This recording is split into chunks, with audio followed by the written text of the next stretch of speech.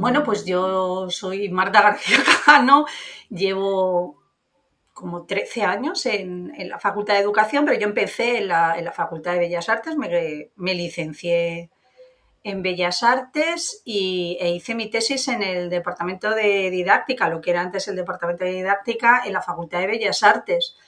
Y a partir de ahí empezó mi interés por el arte y la educación, también por mi colaboración. Yo me encontré con personas que luego fundamos Pedagogías Invisibles y claro, eso en mi vida también, en mi vida profesional y en mi mirada profesional ha sido fundamental, ¿no? Porque es lo que me ha dado toda esa mirada desde muchos lugares diferentes.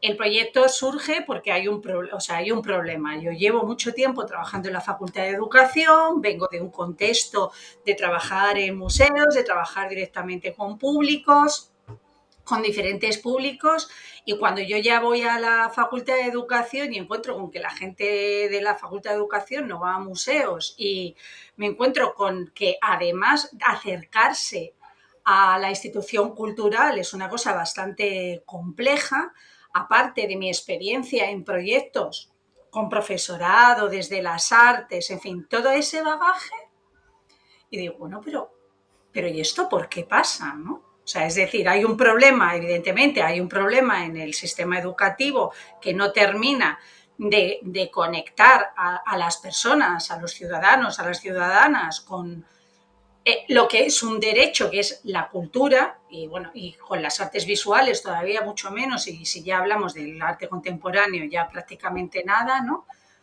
Y por otro lado, ¿cuántos intentos estamos haciendo desde muchos lugares, ¿no? Y especialmente desde las instituciones culturales, porque suceda ese acercamiento? Y resulta que ese acercamiento siempre es conflictivo. Entonces, cuando desde Condeduque, Javier Martín, que es el comisario, ¿no? Me propone, y bueno, hacemos algo.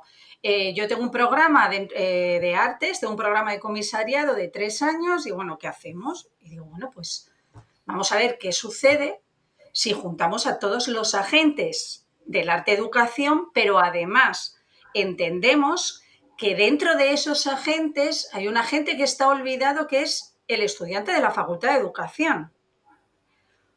¿Qué sucede? ¿Qué puede suceder? Que si desde la Facultad de Educación ya se ven, o sea, si cuando ya se sale al mercado profesional, ¿no? O al campo profesional del profesorado, tú has visto que determinadas cosas realmente son posibles y conoces, ¿no? ¿Cuáles son los elementos que componen eso que luego tú puedes llegar a un colegio y de repente, oye, un proyecto arte-educación? Sí, vale. Pero ¿qué estás entendiendo tú por arte? ¿Qué está entendiendo el otro por educación? Entonces, bueno, la propuesta fue, vamos a juntar a todos los agentes, pero vamos a ver qué sucede si además se implican los estudiantes de educación, ¿no? Digamos que además el proyecto en ese sentido es sencillamente una semilla, es empezar, porque todavía no sabemos, o sí lo sabemos, pero por ejemplos muy concretos, ¿no? ¿Qué sucede cuando realmente desde la Facultad de Educación el alumnado empieza a conocer a los agentes, tiene experiencias de eso que llamamos arte de educación y entonces de repente se siente más cercano, con lo cual ya cuando llegas a un colegio tú no estás en ese prejuicio o en esos imaginarios que son los que hacen que choquen los proyectos. Y luego, por otro lado, hay muy poco conocimiento y muy poca conciencia. A pesar de todos los esfuerzos, hay muy poca conciencia de qué supone la formación de profesorado, de lo que es un profesor, una profesora, una maestra en el colegio, pero ya no te cuento en la Facultad de Educación, porque en la Facultad de Educación no se acerca a nadie. Entonces, bueno, la propuesta fue esa y la propuesta funcionó, pero también tengo que decir que funciona porque dentro de la Facultad de Educación, nosotras las que estábamos en la Facultad de Educación hacemos una labor, vamos, de pico y pala para que participen alumnos, pero el alumnado de la Facultad de Educación no se siente apelado por la página de Condeduque, en absoluto.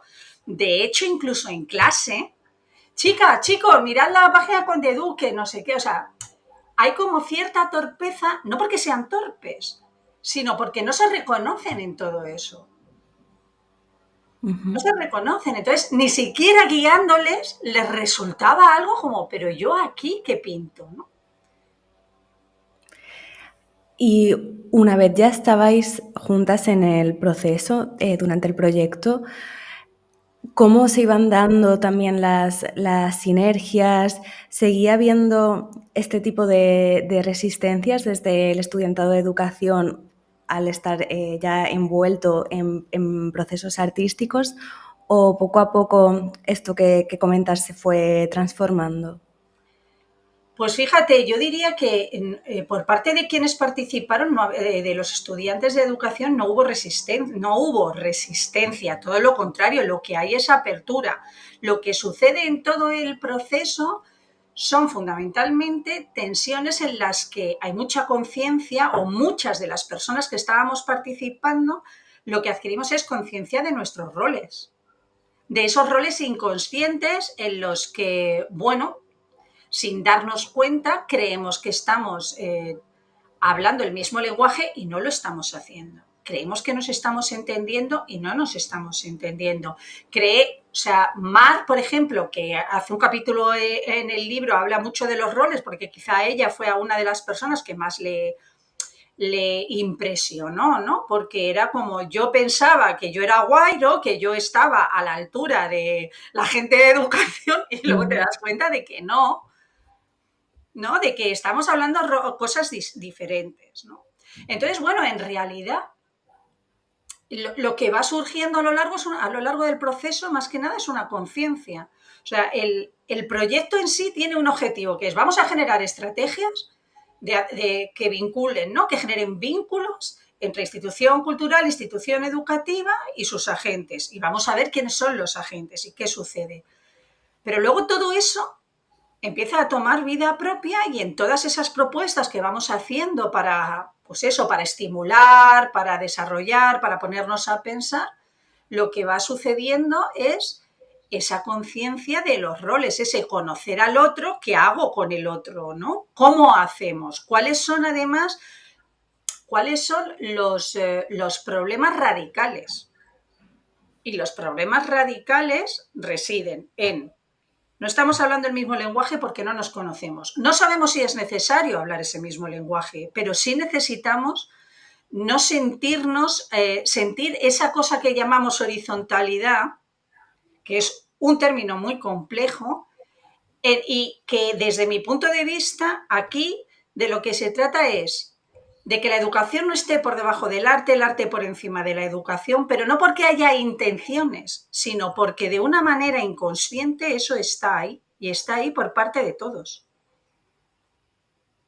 Ujú.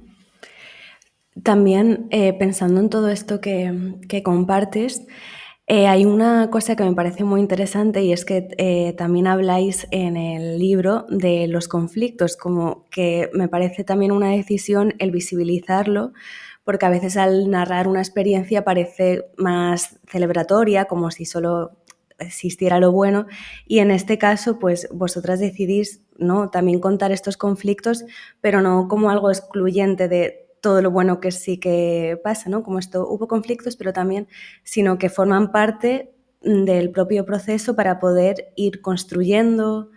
Si quieres compartir algo en Sí, este a sentido. ver, bueno, claro, además esto ya trajo conflicto. O sea, partimos de un conflicto, ¿no? Que es un conflicto que viene del propio contexto. Pero claro, luego tú te metes, claro, a lo tonto han sido 20 sesiones o más de 20 sesiones. Hemos juntado mucha gente muy diferente. Han sido convocatorias públicas. Ha habido un criterio muy claro de tiene que haber, o sea, tienen que estar compuestos por diferentes agentes. Entonces, se ha buscado y se ha cuidado mucho que si hemos sido un máximo de 25, ¿no? Pues teníamos que ser, se iban a formar grupos pequeños para poder trabajar entre grupo grande y grupo pequeño. Esos grupos tenían que ser heterogéneos, es decir, podía haber un, un alumno o una alumna de educación, una investigadora de arte educación, una artista, un profesor o una profesora de secundaria o de primaria, en fin, que fueran, ¿no? Entonces, esto ya per se genera diálogos potentes. ¿Qué pasa? Cuando ya además quedamos un grupo para escribir el libro, ya vuelve a surgir esto de proponemos, o sea, ¿hablamos del conflicto o no? Y ahí hubo división. ¿Por qué? Y esto coincidía, ¿vale? Esto es una coincidencia. Coincidía que las personas más cercanas a educación hablaban de no visibilizar el conflicto, mientras que los agentes más cercanos al arte sí hablábamos de visibilizar el conflicto, ¿no? Se veía más un libro, o sea, había una manera muy diferente en ese sentido de ver el libro. El libro es una investigación, el libro es una aporta, pero ¿y qué aporta el conflicto? ¿No? Decían. Bueno, como al final, por cuestiones pragmáticas, por cuestiones de dedicación, de tiempos, de lo complicado que es dedicarle un año entero a escribir, en realidad, y esto también queda bastante presente en el libro, los que hemos quedado escribiendo el libro somos aquellas personas que estamos o bien más vinculadas a la universidad, con lo cual, claro, la gente que estamos en la universidad, nuestro tiempo profesional también implica dedicar a escribir. O luego personas muy locas que deciden seguir en ello, ¿no? Como pues Mar, por ejemplo, o como, bueno, María Gárgoles sí está implicada en la facultad, ¿no? Pero quizá aquí la más loca yo creo que ha sido Mar, porque Mar sí que no está en la facultad, porque Sata sí. O sea, yo creo que todas estamos de una manera u otra vinculadas a la facultad, a excepción de Mar y de Tanit, porque Tanit es el profe de secundaria, ¿vale? Entonces, claro, ya cuando ya nos quedamos realmente después de todas esas reuniones de qué hacemos, cómo enfocamos, pues nosotras sí acordamos visibilizar el conflicto y el resto ya va saliendo, porque es cierto que el libro se escribe también desde muchas conversaciones. Entonces luego van saliendo conflictos y te das cuenta, a ver, están los conflictos de grupo, los que surgen en cualquier grupo, y luego están esos conflictos que son los que trae el propio contexto, ¿no? Que son, pues eso, pues hay una anécdota que se le cuenta en el libro porque es muy significativa de estar haciendo una actividad de mediación, ¿no? Decimos, venga, nos vamos todos a la sala de bóvedas, que hay una exposición, y vamos a mediar. ¿Y cómo vamos a hacer esa mediación? Pues nos vamos a dividir en grupos, cada uno va a elegir una pieza, pero ahí estamos todos mezclados, ¿no?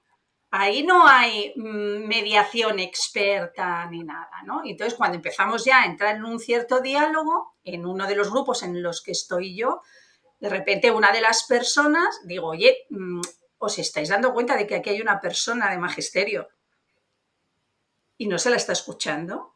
Entonces, esta persona que viene del máster de secundaria, o sea, está estudiando el máster de secundaria, pero claro, viene de la carrera de Bellas Artes, dice, no, porque aquí todos somos profesores, todos tenemos los mismos intereses, tal. Y entonces le digo, sí, pero no todos traemos la misma formación. Entonces, ¿a quién estamos escuchando? ¿Cómo nos apoderamos del discurso, pero además sin darnos cuenta, ¿no? Y fue muy divertido porque este chico que al principio como que se enfadó y luego dijo, joder, es verdad. Pero al principio se enfada, porque tú estás en eso de que, pero a ver, si yo quiero, ya, pero nuestro modus operandi, ¿no? Todos nuestros hábitos nos están diciendo que hagamos todo lo contrario, ¿no? Y de esas hubo como muchas, que no se pueden relatar todas, porque no, pero eso surgía mucho cuando estábamos en las mesas, ¿no? Por eso también desde la parte que coordinábamos, estábamos en las mesas intentando también moderar un poco a veces que los discursos no se apoderasen, ¿no? Que nadie se apoderara exactamente del discurso. Y luego surge también esa especie de complejo de, ay, ¿qué pasará con las personas de educación? ¿No? Esa cosa, un cuidado, como tener como mucho cuidado también con el alumnado, con esos alumnos, alumnas que estaban allí. Y en la última entrevista que tuve con uno de ellos dijo, yo me sentía escuchado, yo me sentía a gusto y yo también era muy consciente de que estaba allí interactuando con gente muy diversa y que estaba aprendiendo, ¿no? Entonces, bueno, al final para mí la cosa tiene que ver con que tienen que surgir esos conflictos. El otro día en la presentación del libro lo decía. Y a veces creo que una propuesta interesante sería juntar a los agentes antes de que surja el proyecto, porque la mayor parte de las veces los proyectos van dados para todos. Unos proponen, otros eligen, y sí, hablamos de co-creación, pero al final hay entidades, ¿no?, que están proponiendo, otras están recibiendo. Pero ¿qué sucede? ¿Cómo nos vamos a organizar y desde qué lugares vamos a actuar si antes hacemos unas pequeñas, yo qué sé, llámalo convivencias, ¿no? O unas pequeñas, no sé cómo llamarlo, bueno, pues acciones, talleres que nos pongan a ver cómo conectamos y qué sale de manera natural, ¿no? Ujú. Claro, que más allá del previo al proyecto puedan empezar a generarse estas relaciones, conocimiento mutuo. Ujú. Claro, porque entonces es más natural. Obviamente eso requiere un tiempo, pero digamos que para mí la siguiente propuesta sería ese proyecto. Es decir, vamos a hacer una convocatoria, pero sin nada, ni siquiera sin un tema. Vamos a hacer una convocatoria de que se junten una serie de agentes, siempre con una condición, que haya presencia de alumnos de la Facultad de Educación, no como profesionales, sino como una parte que también tiene que mirar y tiene que decir y se tiene que sorprender y tiene que aportar. Y vamos a ver realmente qué surge ahí. Pero para eso también tenemos que tener claro, mira, co-creación, ¿qué estás entendiendo tú por co-creación y qué estoy entendiendo yo? Ese concepto es un concepto muy diferente si tú estás en el contexto del arte que si estás en el contexto de la educación.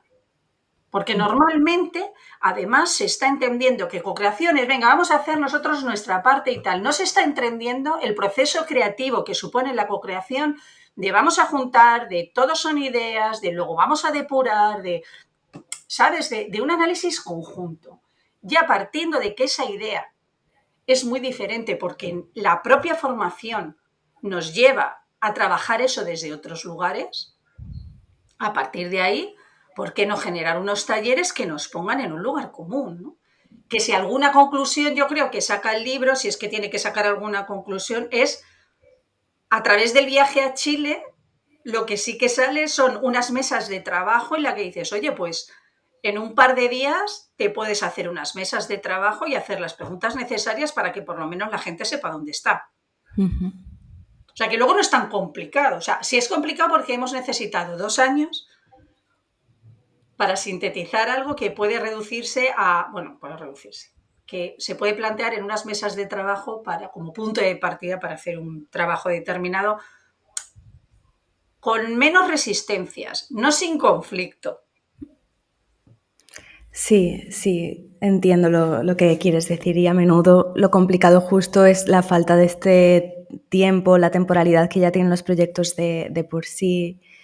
Y bueno, me parece muy importante todo lo que estás comentando, porque sí que es cierto que si no a veces se puede caer desde el arte y la educación a que ya se lleven proyectos artísticos como más definidos a priori y ya como llevas eso a la relación con las maestras, con los maestros, pero no se da una co-creación desde un inicio en la que también estén presentes y se reconozcan sus saberes, como decías antes. Y que cada cual tenga que aportar su papel. Yo lo que he visto muchas veces es un intento desesperado de querer escuchar al maestro o la maestra y un intento desesperado de la maestra de tenemos que ser creativas. ¿Tú de qué sabes? ¿Tú qué es lo que tienes que decir? Luego todos aprendemos por el camino, pero también están jugando ahí toda una serie de imaginarios acerca de qué es lo artístico y qué es lo educativo que vuelven a estar en esa parte inconsciente que es la que yo creo que tenemos que trabajar. Es sencillamente, hagamos un proceso de tomar conciencia. No, o sea, porque si no, estamos en ese proceso cuando ya estamos en el proyecto. Y eso genera dificultades en los proyectos. Y luego, reconocer también que los agentes no son solo la gente de educación y la gente de arte. La figura, un comisario o estudiantes de gestión, o sea, la gente de gestión cultural, ¿cómo están mirando a ambos lados? Que esa es otra pata.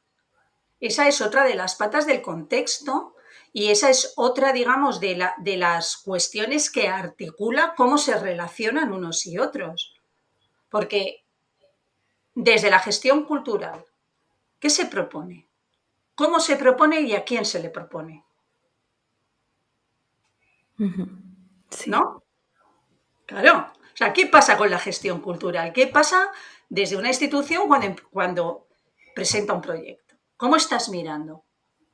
Entonces, bueno, eso, una manera o una propuesta, ¿no? de trabajo sería, bueno, vamos a ponernos a ver a ver cómo vemos esto. Y luego, para mí, otra propuesta es, empecemos desde las facultades a hacer propuestas que realmente impliquen el conocimiento de los agentes. ¿Cómo se trata a los públicos en un máster de gestión cultural?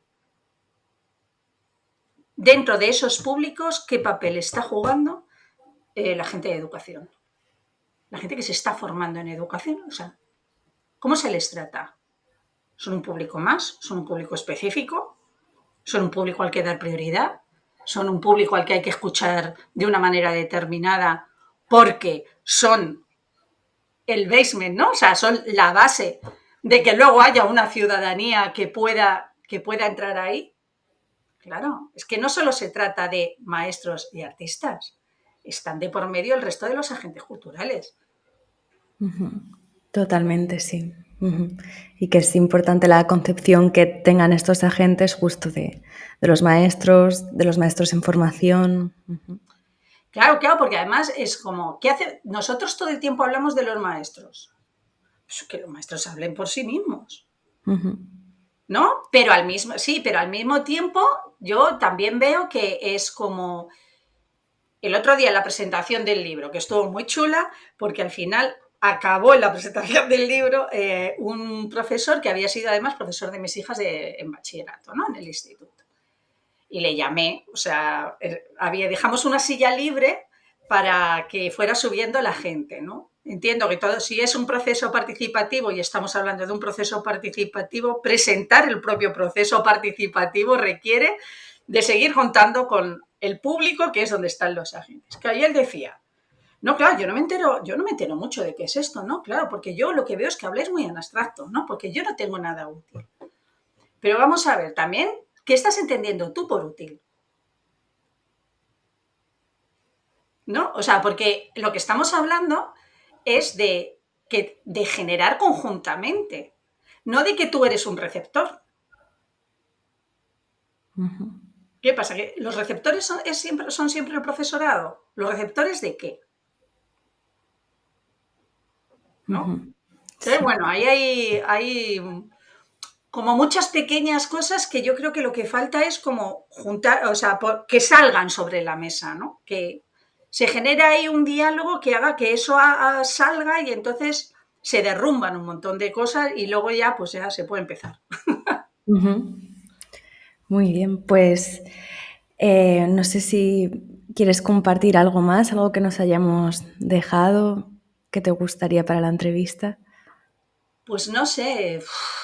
A ver, después de escribir el libro, al final luego he escrito un artículo en el que llevo quizá todo, o sea, la parte final del viaje a Chile es verdad que fue muy reveladora porque te obliga a poner en marcha, a sintetizar, ¿no? Todo lo ocurrido. Entonces sí que es cierto que de ahí es como, sale como una especie de prototipo, es decir, un prototipo de cómo actuar. Yo creo que al final no sé si hemos generado estrategias, a lo mejor no hemos generado estrategias, a lo mejor en Pantono, en Laboratorio Pantono han surgido las cosas que surgen siempre, pues lo natural, una colaboración de un artista con una profesora, pero surge de manera natural, surge porque están juntos, lo hablan entre ellos se organizan, deciden, tal, ¿no? Y otra serie, bueno, pues de acciones que van surgiendo dependiendo de los perfiles. Pero, pero yo creo que más el hecho de habernos metido en ese berenjenal, de dejarlo todo bastante abierto, con mucha incertidumbre y con conflicto, porque la incertidumbre también genera conflicto, todo aquello que nos sitúa en un lugar de no tengo claro lo que va a salir, genera mucho desasosiego, eso, unido a las propias dinámicas del grupo, puede generar un conflicto añadido, ¿no? Que es el de que la gente se desmotiva, porque es verdad, hay una cosa que que es muy interesante y que creo que no le hemos puesto en valor hasta ahora. Todo esto ha sido a base de gente que ha dedicado su tiempo gratuitamente. ¿Sabes? O sea, el proyecto es verdad que tiene una financiación, pero tiene una financiación pequeña. También por eso lo puede sostener la universidad, porque es parte de nuestra... Pero al final, también yo me he dado cuenta, digo, oye, que aquí ha estado todo el mundo, pum, pum, pum. Unos han ido, otros han vuelto, otros han ido para siempre, otros han quedado todo el tiempo. Pero en definitiva todo esto se ha construido desde colaboración ciudadana. ¿Vale? Entonces, ¿el producto qué es? El producto no es lo que teníamos pensado, porque lo que imaginábamos era, venga, vamos a hacer todas acciones. No, el producto es darnos cuenta de lo que somos y generar una serie de preguntas para hacer una serie de talleres que nos pongan en otro lugar, ¿no? Esto último también creo que es como que es fundamental también mencionar lo de las condiciones materiales como en las que se ha dado el proyecto. Sí, pero es que fíjate, claro, es que de eso al final tú te lías y dices, vale, pero claro, ya después de todo esto digo, a ver, que nosotros, o sea, yo como responsable del proyecto, como persona que trabaja en la universidad, como docente y tal, puedo asumir todo eso desde mi compromiso profesional. Yo tengo mi sueldo, o sea, cuento con esos tiempos, ¿vale? Pero claro, luego te das cuenta y el resto de la gente, y las que han resistido ahí, estuvieran animadas o desanimadas, quienes se fueron, se fueron. Luego, bueno, hubo quienes no pudieron seguir la segunda temporada, pero luego se han unido a escribir el libro, ¿sabes? Entonces dices, oye, pues esto ha sido mucho más potente, o sea, el trabajo ha sido mucho más potente de lo que inicialmente uno podría pensar, porque todas las personas que han estado ahí han estado por amor al... vamos a utilizar la expresión, ¿no? Por amor al arte, que es una expresión horrorosa porque implica que el arte no cuesta trabajo. Sí, es verdad. Así que yo creo que está más o menos todo. Pues muchísimas gracias. Ha sido un placer, Marta. Pues nada, muchas veces.